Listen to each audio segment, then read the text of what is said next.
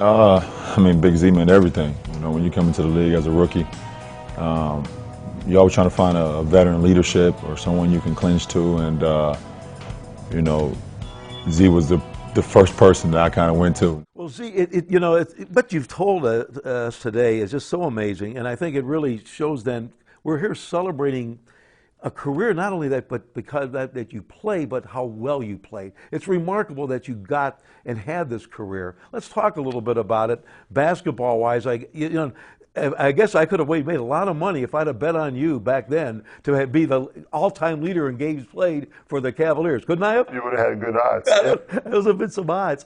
Is that the all-time leading rebounder, all-time shot blocker, all-time offensive rebounder? Is there any one of those that makes you most proud? I think the game is played because I couldn't play for so long. So for me, I always knew if I could play, I could produce at some level. So all the rebounding and block shots and points, those are nice, but to me is the games, because that means you're actually running on a court with your teammates and you stay healthy. And to play the most in the franchise history, it's special, especially considering where I came from. But all those, sometimes people say the personal accolades doesn't matter. They do matter because you work for them and you hard. So you appreciate what you accomplish. You appreciate what your teammates accomplish, what they're going through. Yeah, at the end of the day, it's ultimate team goal to win a championship. But people, guys work hard for those things that they accomplish along the way. So maybe not right away, but you should sit back and enjoy it. Well, you were a two-time All-Star as well, so we're talking about a high level of play, not only just playing those games. And then some winning finally arrived. It was a fun era, Z. Is there a time that you remember the most, was the happiest moment for you, or a special game, or that moment that all that you'd gone through, you loved Cleveland, your family's here and all of that, then was there one time that stands out the most? I think when we beat Detroit in the Eastern Conference Finals. That was just to see the city so elated. We couldn't beat those guys for so long, and they were in our division, and it was the battles, and this team's never been to the NBA Finals, and this and that, and nobody really expected that year for us to go to the finals. It felt like it was a little bit too early. We got a little bit lucky as the playoff seeding got seeded at the last day of the regular season, but we weren't the most talented team that year. I agree with people by that, but if you look at our statistics, we played as a team. Like we were top 3 or top 5 defensively. We were number 1 defensively in the playoffs, and you can all accomplish that if you play together as a team. So other than LeBron, we didn't have superstar or star, but we had good players that fit their roles. We were well coached, and just to see that city, people celebrating on the streets and just happy. I know there wasn't a championship, but there was a huge step for the city and this team just to be in the finals and get out of the Eastern Conference. And so I think that's the happiest I was when I wore the Cavs uniform, was that playoff run all the way till the end. Unfortunately couldn't win. It was a special time, a special career. The fans have always loved you here. Z, just being around Northeast Ohio, 7-3, you can't really hide when you go out. You've obviously liked the community. The people have reached out to you. And I think some of the things with you, people should know about. You've got a great sense of humor. Yeah. It's so my wife sometimes calls it a sarcasm, but I'm not the most talkative guy, and the people that get to know me, I can be quiet for 5 hours and they say something, whether it's funny or sarcastic, for another 5 minutes. Or I'm more of a jab guy. I'm not the yapper.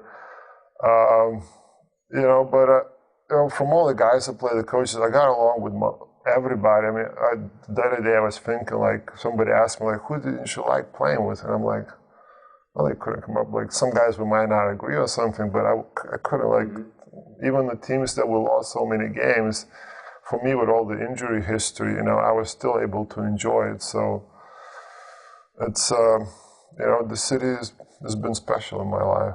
As far as, is there an opponent that got under your skin the most?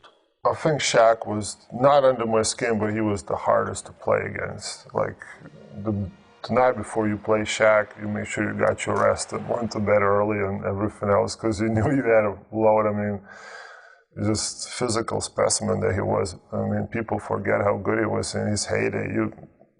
We don't have those right now, guys. We just don't, that size and athletic.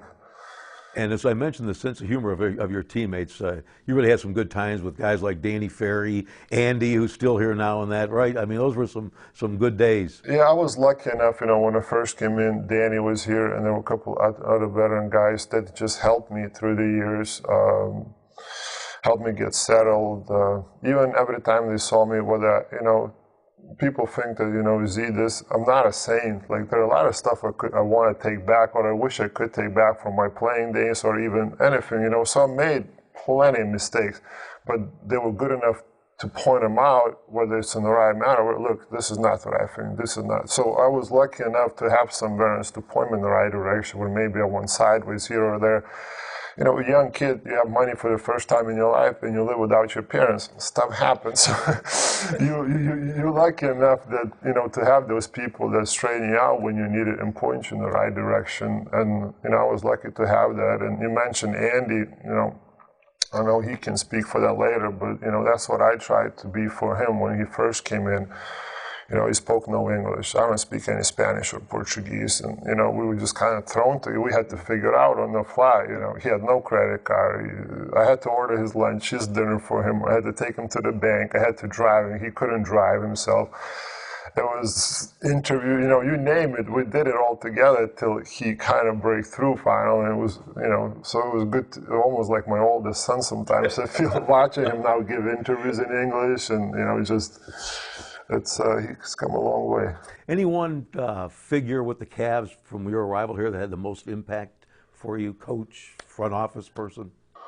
For me, I think, I don't know, I just go back to the start.